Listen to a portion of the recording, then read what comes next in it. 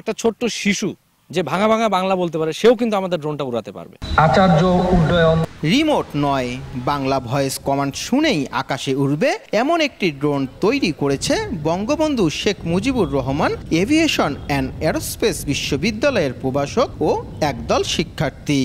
অভিষ্ট লক্ষ্যে পৌঁছে গেছে। কৃত্রিম বুদ্ধিমত্তায় চালিত ড্রোনটির পাইলট সিস্টেমটির নাম দেয়া হয় আচার্য। এর আওতা প্রায় 4 কিলোমিটার। এটি পরিচালনা করতে লাগে একটি রেডিও টেলিমেটরি মডিউল। অবশ্য ড্রোনটি তৈরি করতে গিয়ে বেশ কিছু চ্যালেঞ্জের মুখোমুখি হয়েছেন দলের সদস্যরা। বর্তমানে ভয়েস কমিউনিকেশন নিয়ে কাজ করছি। আমরা ইমেজ প্রসেসিংয়ের মাধ্যমেও কাজগুলো করার চেষ্টা করছি, যেগুলো আমাদের অলরেডি প্রসেসিং, যে একটা ড্রোন আপনাকে ফলো করবে বা আপনার গতিবিধি লক্ষ্য করে বুঝতে পারবে কীভাবে কাজ করে। ইন্টারনেট ঘাটাঘাটি করতে গিয়ে দেখি কোনো রিসোর্স নাই ইন্টারনেটে বাংলা ভয়েস কমান্ডের। এক জায়গায় ছোট ছোট জিনিসগুলো পাচ্ছিলাম। তো এই সমস্ত জিনিসগুলো একত্রিত করে বাংলা ভয়েস কমান্ডের ড্রোনটি পরিচালনা করতে আমাদের অনেক সময়, মেধা এবং পরিশ্রম সব কিছুই ব্যয় হয়েছে এবং শেষ পর্যন্ত আমরা সফল হয়েছি।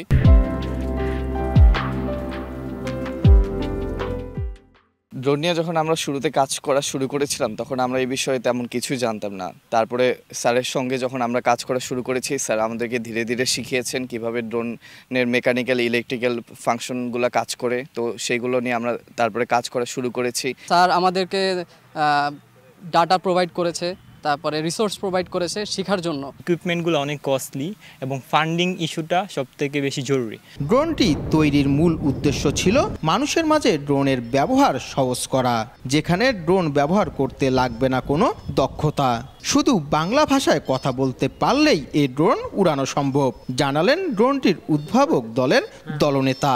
আমরা এই ড্রোনটা যে তৈরি করেছি এটার পিছনে দুইটা মূল উদ্দেশ্য ছিল। প্রথম উদ্দেশ্য হচ্ছে ড্রোনের মতো একটা কমপ্লিকেটেড প্রযুক্তি, এটার ব্যবহার মানুষের জন্য আরও সহজ করে দেওয়া।